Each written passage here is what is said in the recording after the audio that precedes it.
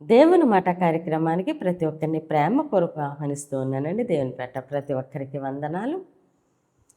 నీవు ఒంటరిగా ఉండి అందరూ విడిచిపెట్టిన సమయంలో రాత్రంతా నిద్ర పట్టక నువ్వు ఏడుస్తూ ఉండగా దేవుడు నీకు సమీపముగా ఉన్న దేవుడు. అందరూ విడిచిపెట్టిన దేవుడు నీతోనే ఉన్న దేవుడు. నిన్ను ఏ పరిస్థితిలోనూ విడిచిపెట్టే దేవుడు కాదు. నీకే తెలియని అంటే నీ హృదయము ఇరిగిపోయి మనుషులు అంటున్న మాటలకి నీ హృదయము పగిలిపోయి ఆ శబ్దము దేవుడు వింటూ ఉన్నాడు. నీకే వినిపించకపోవచ్చు, నీకే తెలియకపోవచ్చు. అంత సమీపంగా దేవుడు నీకు తోడుగా ఉన్న దేవుడు. నీ హృదయం భారముతో నీవు అలసిపోయి సొమ్మసిల్లిపోయి ఏమి చెయ్యాలో తెలియక ఒంటరిగా ఉండి నువ్వు కాచిన ప్రతి కన్నీటి బొట్టుని దేవుడు లెక్క పెడుతూ ఉన్నారు. ఆయన సమయం ముందు తప్పకుండా నీ జీవితంలో కార్యం చేయడానికి ఆయన సిద్ధంగా ఉన్న దేవుడు. నువ్వు మౌనంగా భరిస్తున్న ప్రతి బాధకి కూడా దేవుడు జవాబిచ్చే సమయం దగ్గరలోనే ఉంది. కాబట్టి నువ్వు దేనిని చూసి చింతపడకుండా దేవుడిచ్చిన ప్రతి వాగ్దానం యందు నమ్మిక ఉంచు. అయితే ఈరోజు దేవుడు మన కొరకు సిద్ధపరిచిన ఆయన శ్రేష్టమైన వాగ్దానం చూద్దామండి. 2వ రాజులు 22వ అధ్యాయము 19వ వచనము 2వ భాగముగా మనము చూస్తున్నట్లయితే, నా సన్నిధిని కన్నీళ్లు రాల్చితివి కనుక నీవు చేయు మనవిని నేను అంగీకరించి ఉన్నాను. ఆమేన్. దేవుడి రోజు మనతో మాట్లాడుచున్న ఆయన మంచి మాట, నీవు చేయు మనవిని నేను అంగీకరించి ఉన్నాను. ఆమేన్. దేవుడు అంటున్నారు, నువ్వు నా సన్నిధిలో కార్చిన కన్నీరు, నువ్వు నా సన్నిధిలో కన్నీరు కార్చావు కదా, కాబట్టి నేను నీ మనవిని నేను అంగీకరించినాను. అంటే నువ్వు కన్నీటితో చేసిన ప్రార్థన మనవిని నేను అంగీకరించి ఉన్నాను అని దేవుడు సెలవిస్తూ ఉన్నారండి. ప్రార్థన ఒక్కొక్కసారి హృదయంలో నుంచి కాకుండా అలవాటు ప్రకారంగా పెదవుల నుంచి మనము ప్రార్థన చేయొచ్చు. కానీ కన్నీరు ఊరికినే మన కళ్ళంటే రాదండి. హృదయం ఎంత బరువెక్కిపోతూ ఉంటుందో, హృదయం ఎంత భారంతో ఉంటుందో, ఎంత అలసిపోయి సొమ్మసిల్లిపోయి మనుషుల మాటలతో హృదయం గాయమైపోయి ఉంటుందో దానిని బట్టి కన్నీరు వస్తూ ఉంటుంది. కాబట్టి ఆ కన్నీటితో కూడి మనము దేవుని సన్నిధిలో, ఇక్కడ చూడండి దేవుడు చెప్తున్నారు, నా సన్నిధిలో కన్నీళ్లు రాల్చితివి.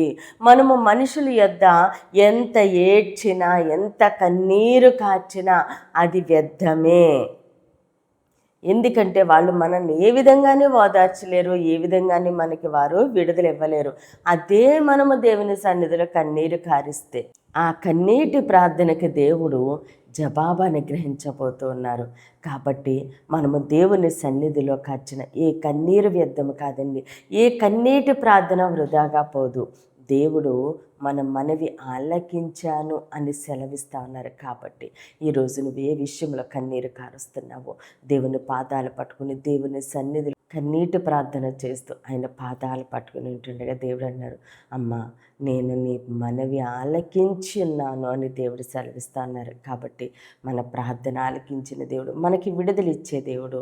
మనము ఏ సమస్యతో కన్నీరు కారుస్తున్నామో ఆ సమస్య నుంచి విడుదలిచ్చి ఆ కన్నీటిని దేవుడు నాట్యముగా మారుస్తూ ఉన్నారు. మన దుఃఖాన్ని సంతోషంగా దేవుడు మారుస్తూ ఉన్నారు. మన చీకటిని దేవుడు వెలుగుగా మారుస్తూ ఉన్నారు. ప్రతికూల పరిస్థితిని అనుకూలంగా మారుస్తూ ఉన్నారు. నువ్వు ఏ విషయంలో ఈరోజు నీ బిడ్డల విషయంలో, కుటుంబ విషయంలో, పరిచర్య విషయంలో, ఉద్యోగ విషయంలో, వ్యాపార విషయంలో, గర్భఫల విషయంలో దేనిని గూర్చి నువ్వు ఈరోజు కన్నీరు కారుస్తున్నావో ఆ మనవి దేవుడు అంగీకరించి ఉన్నాను అని సెలవిస్తూ ఉన్నారు.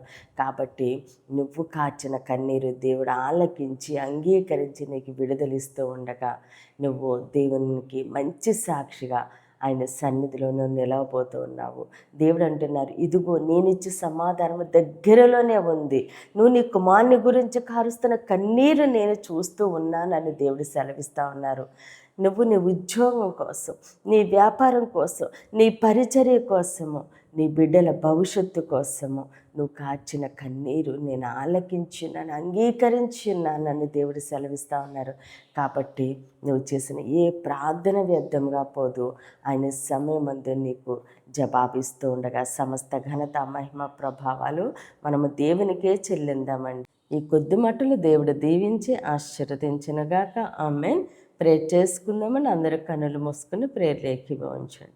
మహోన్నతుడ మహాగణుడ పరిశుద్ధుడా నీకే స్తోత్రాలు వందనాలు దేవా తండ్రి. ఇచ్చిన వాగ్దానం మా జీవితాల్లో నూరింతలుగా ఫలించునుగాక. దైవజనుల వారి కుటుంబాలు సంఘాలు పరిచర్యలేస్తు నామంలోనే దీవించబడునుగాక. యెరూషలేముకి యేసు నామంలో క్షేమము కలుగునుగాక. ఈరోజు పుట్టినరోజు పెళ్లి రోజు జరుపుకుంటున్న ప్రతి ఒక్కరికి సంవత్సరం ఒక ఆశీర్వాదకరముగా ఉండునుగాక. దేవుని మాట పరిచర్యలో పాలుభాగస్తులే భారం కలిగి ప్రార్థన చేయుచున్న ప్రతి ఒక్కరిని దేవుడు దీవించి ఆశీర్వదించునుగాక. యవ్వన బిడ్డలకి యేసునామములో మంచి భవిష్యత్తు కలుగునుగాక. వివాహాలు కావలసిన బిడ్డలకి యేసునామములో ఘనమైన వివాహములు జరుగునుగాక. మూయబడిన ప్రతి గర్భము యేసు నామములోనే తెరవబడునుగాక. అయ్యా, ప్రతి బిడ్డ నీ చేతులకు అప్పగిస్తూ చిన్న ప్రార్థన పాదసాన్ని చేర్చుకోమని యేసు క్రీస్తు అతి పరిశుద్ధ నామందు బ్రతిమాలి వేడుకున్నాం మా తండ్రి. Amen, amen. దేవుడు మిమ్మల్ని మీ కుటుంబాన్ని దీవించి ఆశీర్వదించునుగాక. ఆమెన్.